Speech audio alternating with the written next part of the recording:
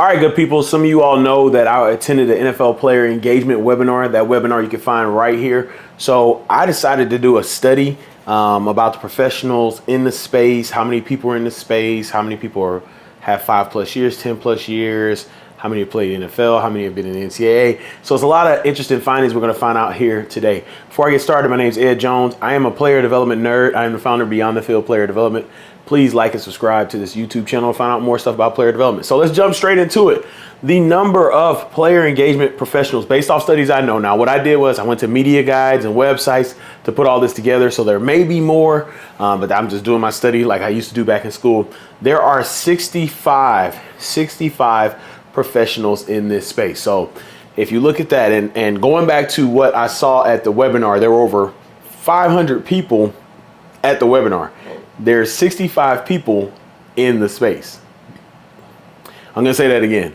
There's 65 people in the space. So in a sense, if every NFL team, so there's 32 teams, let's just say that each team had 2 people in the space, right? To kind of make the numbers even. I know it's an odd number, but get that, right? So there's 65 people in the space. Now, as we go into some of these details about certain things in this space, there were 3 of those 65 professionals I could not get information on.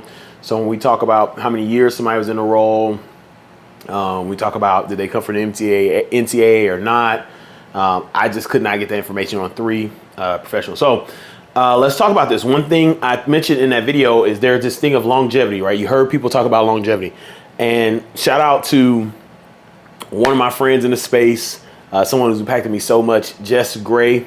I had a conversation with Jess Gray at the Combine. She works with the Detroit Lions. And she was like, they gotta realize, ain't nobody trying to give up their spots, like, which is true. A lot of people, as I said, once again, 500 people came to this webinar. So there's a lot of interest in NFL player engagement. And so I wanted to do a little study on the longevity. So the number of professionals with 5+ years in the role was 31 people. So remember, there's 3 people I couldn't get information on. So we're looking at 62 people. That's 50%. So you're looking at near 50%, 50% or maybe near. Once again, I didn't get those 3 people. They didn't have information. But the people who do have information that I could find how long they've been there, there were 62 out of 62 professionals, 31 have been there 5 years or more. That's 50%. 5 years or more. That is in athletics, 5 years is a lot. I was in the player development role for 6 years. I was at 3 different places. I worked for 5 different head coaches. So 5 years at one spot is incredible. Now, those professionals, the number of professionals that had 10+ years in the role, there were 17 of them. So you're looking around 27%. So about 27% or a little over a quarter of all the professionals have been where they are for 10+ years. That is a massive number. I know we look at hundreds, 50, a quarter of the people serving have been there 10+ years. Tells you what you need to know about the role. People are not leaving, and longevity is a part of the roles there. All right, number of professionals with 15+ years. Let's go up, let's see. There were 12 professionals out of that 62 I could find information on that have been there for 15+ years. So you're looking at about 19%. And then if we're going to do 15, we got to do how many professionals have been there 20+ years. 6 professionals have been there over 20+ years. So you're looking at about 10%. When you hear those numbers, that's a significant amount of people who have been there 5+ years. Now, what I wanted to do, looking at that, the next thing I want to look at is how many teams have 2 or more people on their staff. Now, once again, when you look at the 65 overall, you may think every team has 2 people. That is not the case. But there were 23 teams. I think let me go back to this chart here. All right, so right now we're gonna look at teams with more than 2 people. And you would think based off that 65 number that every team has 2. That's not the case. Actually, 9 teams have 1 person based off the study I made. But teams with 2 or more people be 23 teams. So 20, if 9 only have 1, 23 have more than 1 person in the role. So 72% of the league have player engagement staff based off the study, based off the information I saw. So yeah, 23 teams have it. So you're looking at that 65 number. A lot of that's coming from those 23 teams, or 72% of the clubs there. The next study, next thing I was wondering, I said, you know what? Let me look at this. How many of these people in the role, how many out of the 65? And so this one I actually could do 65 because I found out information that I got a little more information, a little more deep diving. But how many of these NFL player engagement people are former NFL players? And out of that number of 65, 18, there are 18 former players based off the study and information I had. 18 former players, which goes out to about 28%. 28% of those in the role. So once again, a little over a quarter of people serving in player engagement have played in the NFL. Now, I was like, you know what? If we're going to talk about players in NFL, women in player engagement, that's on the panel. I know a few women in player engagement on the panel.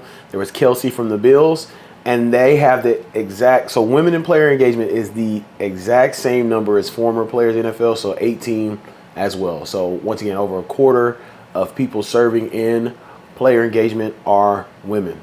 Now, the big thing that I want to talk about in this, sequel, I guess, or whatever you want to call it, from the first one, is they talked about it, and kudos to the NFL player engagement staff for talking about this during the webinar, but they talked about a lot of people's paths may start in the NCAA. They understand that there's 500 people on this webinar, and a lot of those people are not going to get a chance to work in player engagement, and that's fine. That's fine. It's life. But if they care about impacting athletes, there is a lot of space to do it in college. And so I was like, how many of these 65 people, or I think it was 62, because I couldn't get 62. I couldn't get information on 3 of them. But how many people that are serving in player engagement worked in college? So what's your number? Write down your number, or put a number in your head. What's your percentage? All right, I gave you time to do your percentage. 37 professionals have prior NCAA experience, so 60% of people in player engagement have worked on the college level. 60%. That is a huge number. That's about as high as I thought it would be. So we're going to talk about it. So in this segment, I actually broke down some of those people who have worked in the college segment. And so I'm doing a little editing now on the video. You should see this as I talk about these people. You will see this thing pop up on your screen. The first one is my guy, Arkeem Byrd. So looking at this graphic right now that you see on your screen, and if you are listening, you're gonna have to hear me out real quick. Arkeem Byrd is the first one. Arkeem was at Wake Forest, a player at Wake Forest, and from Wake Forest, he went to Penn State. From Penn State, he worked at Arizona State. From Arizona State, he went to Oregon. From Oregon, he went to Temple, where he was the director of player development. So he had 3 stops before he got to a director role of player development. And now he's assistant director of player engagement for the Minnesota Vikings. So you can see the NCAA background. Jess Gray, shout out to Jess Gray. I mentioned her earlier. Temple. Jess was a basketball manager at Temple. She talked to her about it. She loves it. She loves hoops. She can talk to you about it. Then she went to work for Madison Square Garden. And all this information I'm finding out on a platform that you all can find this out on, LinkedIn. So whenever you see someone in a space, in a role, go look at every step that took them to get there. Not their last role. Go all the way back. You can find this stuff out for free. I guess for free. However you want to say it. Madison Square Garden, back to Temple. Then from Temple to George Washington, then to Texas Tech, where she was assistant athletic director of student athlete development. Then from there to the Detroit Lions. Yes, that path. Once again, there's the NCAA path. Player engagement is not linear. They talked about that in the webinar. It is not linear. There are going to have to be stops. All right, let's go to my guy, Alexander Martin. And y'all, if y'all were at the Player Development Conference last year, he gave a whole talk on that. I might have to get to Alex, see if I can release that. It was really, really good. He played at SIU, fighting Salukis. Then he worked at SIU, his alma mater. Then he went to Miami, where he was in student affairs. Then from there, he got noticed by athletics, working in athletics. And then he went to work for the Miami Dolphins. You can find that podcast and somewhere up in the cloud on this screen right here. He worked for the Miami Dolphins because they noticed what he was doing. He talks about this all the time. You can find this stuff out. All right, from there, let's go to Josh Marriner. Josh Marriner was at ODU. Then he was the director of leadership development at Grove Church, working in leadership at Grove Church. Then from there, he went to the Miami Dolphins, where he's assistant director of player engagement. And then from there, he's with the Arizona Cardinals. So everybody's path looks different. And the thing there, ODU, he had college experience once again. All right, here's someone I actually got to work with. Dr. Lori Robinson was a student athlete at Syracuse, then went to LSU.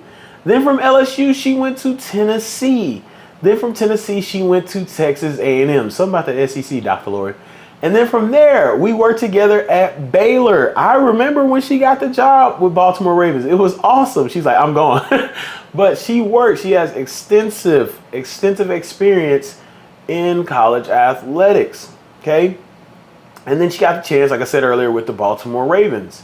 All right. Here is someone that is close here in Kansas City. I live in Kansas City. Dr. Melissa Weinsz. She has a lot of different experience. She had the most arrows. On this slide, I had to figure out how to get all this connected. Dr. Melissa Weinsz. She was a student athlete at Denison University and worked at Denison University. Then from there, she went to Florida. Then from Florida, she worked at Exos. Then from Exos, she worked at IMG. Then from IMG, she worked for USA Football. And then from USA Football, she came back to the University of Florida, worked for the Gators. Then she was the director or led student athlete development at LSU, and now she works for the Chiefs. Once again, there's some college in the background. And then finally, we'll wrap up here. I could do a lot of people, but these are people I know personally. Fernando Velasco, my guy. You can check out his podcast up here in the cloud, okay? He played in NFL. After he played in NFL, he went to his alma mater, Georgia. He was working in player development, assistant director there at Georgia. Then he went to Arkansas. And then from Arkansas, he had the opportunity to go to Atlanta Falcons, where he's at now. And he actually was at the webinar. He talked about this. Once again, there's that college piece. So these are some numbers there, my NFL player engagement study. And I hope you enjoy the study. My dive into this is to show a lot of different things. How many people are in the space? 500 people to 65 in the space, that's a lot. And I just want to give people the realistic path that they can do. If you care about developing athletes, there are a lot of positions and a lot of ways to do it. If you care about getting just to the NFL, that's going to be a tough road with a lot of potholes, dips. That's just a tough road. So I'm not going to dive into that. Y'all can take it where it's at. But I want to dive into this to say, hey, I'm not against goals. Some of you all listening to this want to get to the NFL. There is a clear pattern here that the NCAA is a great opportunity to help you get there. Now, a lot of these people work in the NCAA. They didn't necessarily work in student athlete development. They had different jobs. But it was a great path to learn, get connections, and help you get there. Once again, 60% of people worked in the NCAA. But either way, wanted to share that with you. I think what they're doing in player engagement, these professionals who I know is awesome, is so great. Once again, the NFL did that webinar. I think it's great. If you want to learn more about player development, please like and subscribe to his channel. There's a lot of videos here for you. And if you want to dive in and create a plan or a path for you to get to something like this at the NCAA level and then beyond, I'm here to work with you. Let's make it happen. As I always say, go out and create generational impact. Don't wait, create that generational impact today. And before I go, I'm going to get those numbers again. There are 65 people in player engagement. 31 people and 50% of those serving have been in the role 5+ years. The people who have been over 10 years, 17 people is 27%. Professionals 15+ years, that's 19%. And those who have been in the role for over 20 years, 6%, 6 people looking around 10%. There are 9 teams who have one person in the role. There are 23 teams that have more than one person in the role, so 72% of the league. There are 18 former players in the role, so that's 28% of people in the role. And there are 18 women in player engagement, which is 28% as well. And then, like I said earlier, there are 37 people who have previous experience in or have NCAA or collegiate athletics experience. That's 60% there. All right, that's that. If you want to check out my first reaction video to the player development or player engagement webinar, you can check it here. And then YouTube has this video for you that they believe is best for you. Y'all have a great one. If I don't see you, happy holidays. Maybe this will come out before the end of the new year. If it doesn't, happy new year. Whatever it may be. Maybe it's 2025, maybe 2024. Anyway, be blessed. Y'all have a good one.